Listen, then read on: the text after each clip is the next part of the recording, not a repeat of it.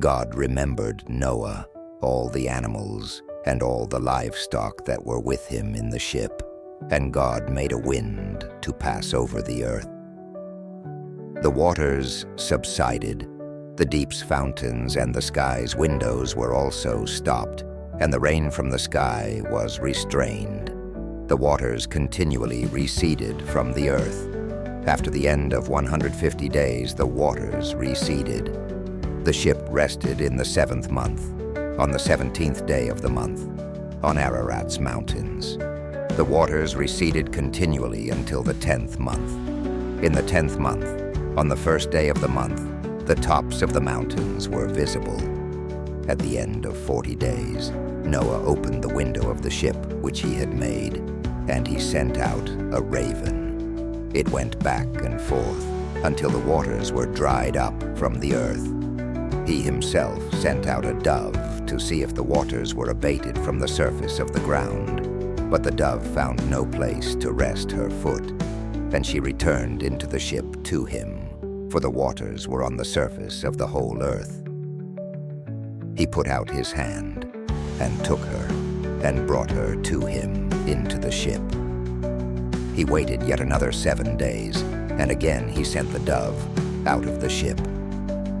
The dove came back to him at evening, and behold, in her mouth was a freshly plucked olive leaf. So Noah knew that the waters were abated from the earth. He waited yet another 7 days, and sent out the dove, and she didn't return to him anymore.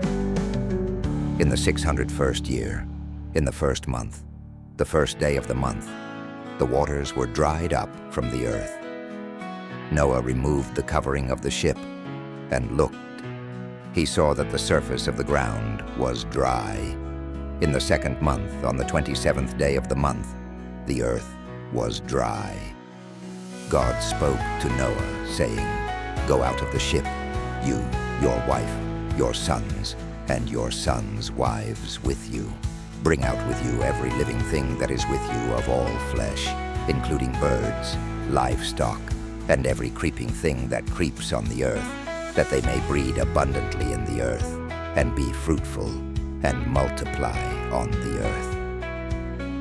Noah went out, with his sons, his wife, and his sons' wives with him. Every animal, every creeping thing, and every bird, whatever moves on the earth, after their families, went out of the ship. Noah built an altar to Yahweh, and took of every clean animal, and of every clean bird, and offered burnt offerings on the altar. Yahweh smelled the pleasant aroma. Yahweh said in his heart, "I will not again curse the ground any more for man's sake, because the imagination of man's heart is evil from his youth. I will never again strike every living thing, as I have done." While the earth remains, seed time and harvest, and cold and heat, and summer and winter, and day and night will not cease.